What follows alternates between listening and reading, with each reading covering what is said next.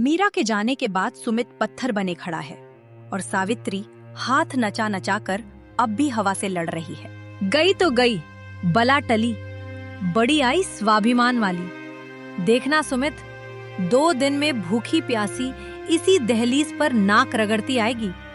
बिना माँ बाप की लड़की की बिसात ही क्या है।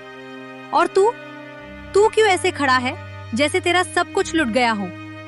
शेर का बच्चा है तू, 1 जाएगी 10 आएंगी। माँ, आज शेर का बच्चा नहीं, एक बुज़दिल हार गया है। आपने उसे नहीं निकाला, आपने इस घर की बरकत को धक्का दिया है। अब देखिएगा इस घर की दीवारें कैसे काटती हैं। कुछ और हफ्ते बीत चुके हैं। घर के बाहर आंगन में पड़ोस की 3-4 औरतें इकट्ठी हैं। अरे सुनो ना, वो मीरा तो सच में चली गई। सुना है अब किसी स्कूल में मास्टरनी बन गई है। अकेली रहती है पर चेहरा चमक रहा है। कहती है अब किसी की जरूरत नहीं। और हमारी सावित्री जी अभी भी वही ढिठाई। कल मुझसे बोली, गई तो अच्छा किया, घर में शांति आई। अरे बहन, शांति कहाँ, घर तो अब कब्रिस्तान सा लगता है। सच कहूँ, सावित्री जी का अहंकार अभी भी नहीं टूटा। सोचती हैं कि बहू को झुकाना ही जीत है। पर देखो ना, अब सुमित बेचारा दिन रात बाहर रहता है। घर आता है तो बस खाना खाकर सो जाता है, कोई बात नहीं करता। सावित्री अंदर से सुन रही है, उसका हाथ कांप रहा है। वो दरवाजे के पीछे खड़ी है लेकिन बाहर नहीं आ रही। अरे कल तो मैंने सीधे पूछ लिया था सावित्री जी से, क्यों नहीं मनाती मीरा को वापस। तो क्या कहा पता है? उसकी हिम्मत कैसे हुई मेरे घर से ऐसे निकल जाने की। वो आएगी तो मैं ही नहीं आने दूंगी। अहंकार की मिसाल है सावित्री। हाँ, और अब पड़ोस में सब कह रहे हैं सावित्री जी ने घर की लक्ष्मी को खुद भगाया। अब रो रो कर काट रही हैं रातें, पर मुंह से नहीं मानती। सावित्री का चेहरा लाल हो जाता है। वो अंदर मुड़कर कमरे में चली जाती है। सब मेरे खिलाफ बोल रहे हैं, मैं गलत हूँ। अरे मैंने तो बस अपना हक बजाया। वो लड़की मेरे घर में राज करने आई थी, मैंने उसे जगह नहीं दी तो क्या गलत किया? अब भी वो आएगी तो पैरों में गिरेगी, तब देखूंगी। तभी अचानक बाहर एक रिक्शा रुकता है। सावित्री की बेटी पिंकी रोती बिलखती बिखरे बालों के साथ आती है। उसके हाथ में एक छोटा झोला है। पड़ोस की औरतें वो खड़ी सब देख रही है। लूट गई मैं माँ। पिंकी की आवाज सुनकर सावित्री घर से बाहर निकलती है। पिंकी, तू इस वक्त? तेरा ससुराल? माँ, मुझे ससुराल वालों ने निकाल दिया है। कह रहे हैं कि तेरे भाई के पास फूटी कौड़ी नहीं है और तेरी माँ दिन भर किचकिच करती है। उन्होंने मुझे धक्का देकर निकाल दिया और कहा कि जब तक मोटा पैसा न लाओ वापस मत आना। ये क्या कह रही है पिंकी? उनकी इतनी हिम्मत? मेरा दामाद तो बहुत सीधा है, उसने कुछ नहीं कहा। और तेरी सास, वो तो बड़ी संस्कारी बनती थी। कोई सीधा नहीं है माँ। मेरी सास कहती है, जब तेरी माँ अपनी बहू को घर की लक्ष्मी नहीं समझ सकी तो हम तुझे अपनी बहू क्यों माने? माँ, उन्होंने मुझे सड़क पर फेंक दिया। देख लिया औरतों, जैसी करनी वैसी भरनी। जो आग सावित्री ने अपनी बहू की जिंदगी में लगाई थी, आज उसकी लपटें अपनी ही बेटी के आंचल तक आ पहुंची। सुमित ऑफिस से वापस आता है। घर के बाहर भीड़ और बहन की हालत देख वो सब समझ जाता है। माँ, आज आपके अहंकार की दूसरी किस्त घर आई है। पहली किस्त मीरा के रूप में बाहर गई थी और दूसरी पिंकी के रूप में वापस आई है। तू अपनी बहन को सहारा देने के बजाय ताने दे रहा है। देख नहीं रहा उसकी हालत? देख रहा हूँ माँ, और ये भी देख रहा हूँ कि जिस मोटे पैसे की लालच में पिंकी को निकाला गया है, उसे कमाने की ताकत अब इस घर में नहीं रही। मीरा थी तो बरकत थी, हिसाब था, तसल्ली थी। अब तो बस सन्नाटा है। जिस बेटी के सुख के लिए आपने बहू का गला घोटा, आज वही बेटी उसी दुख की झोली लेकर आपकी चौखट पे बैठी है। दूसरी ओर रेखा का आलीशान घर अब गिरवी रखा जा चुका है। रघुवीर बिस्तर पर है, उनकी आवाज खो गई है। रघुवीर, आज श्वेता का फोन आया था। वो बहुत रो रही थी। आर्यन अब उसे मारता पीटता है। उसकी सास नीलम ने उसे दासी बना दिया है। श्वेता को दाने दाने के लिए तरसा रहे हैं वो लोग। रघुवीर, कुछ तो बोलिए। क्या इसीलिए हमने उसे इतने बड़े घर में ब्याहा था? महल, तुमने महल चुना था रेखा, इंसान नहीं। तुमने तराजू पर श्वेता की खुशियां नहीं, आर्यन की गाड़ियां तौली थी। आज उसी तराजू ने हमें सड़क पर ला दिया और उसे नर्क में। तभी दरवाजे पर जोर की दस्तक होती है। रेखा डरकर दरवाजा खोलती है। बाहर सावित्री खड़ी है।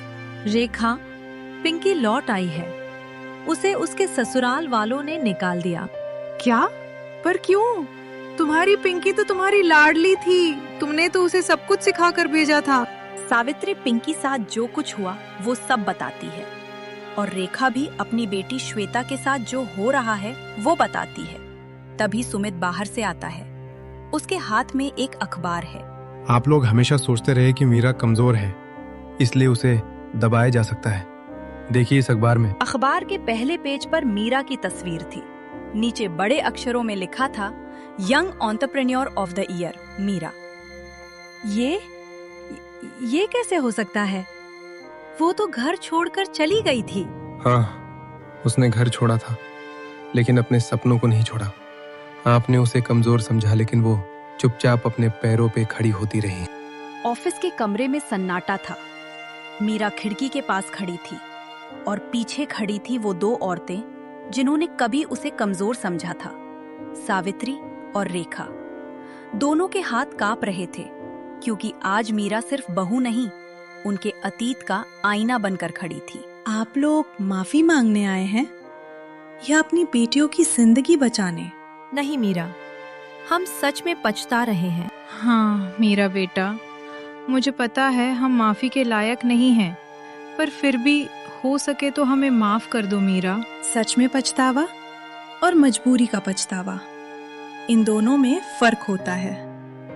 आपका पछतावा तब आया जब आपकी अपनी बेटियां उसी दर्द से गुजरी जिससे मुझे गुजारा गया था। मीरा की आंखों के सामने पुराने दिन घूम जाते हैं। अपमान के ताने, घर के काम की मशीन बनना, सपनों को कुचलना। आप कहते थे बिना माँ बाप की लड़की की क्या कीमत? आज जवाब सुनिए। मेरी कीमत मेरे आंसुओं से नहीं, मेरी मेहनत से तय होती है।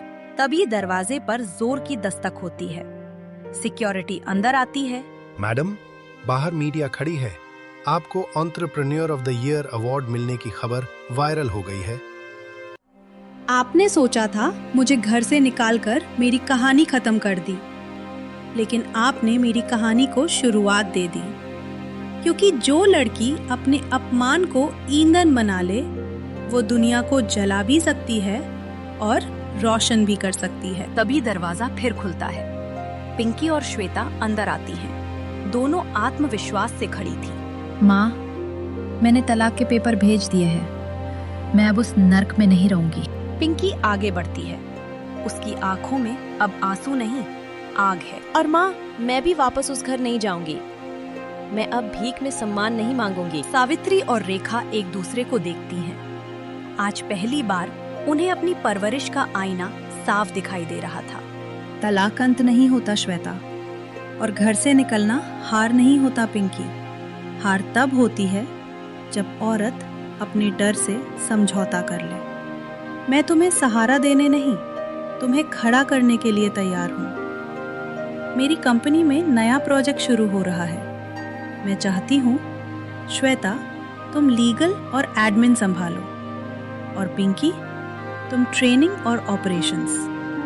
लेकिन एक शर्त है, यह नौकरी एहसान नहीं होगी, तुम्हें मेहनत करनी होगी। यहाँ रिश्तों से नहीं, काबिलियत से जगह मिलती है। हम तैयार हैं। अब हम किसी के भरोसे नहीं, अपने दम पर जिएंगे। सावित्री कांपते हाथों से आगे बढ़ती है। मीरा, क्या मुझे माफ कर दोगी? माफी शब्दों से नहीं मिलती माँ, व्यवहार से मिलती है। अगर सच में पछतावा है तो आज से किसी भी बहू को बेटी से कम मत समझना। एक बेटी के लिए महल चुना, दूसरी के लिए अपमान। पर वक्त ने ऐसा खेल बदला। आज दोनों बहनों के किस्मत बराबर हो गई।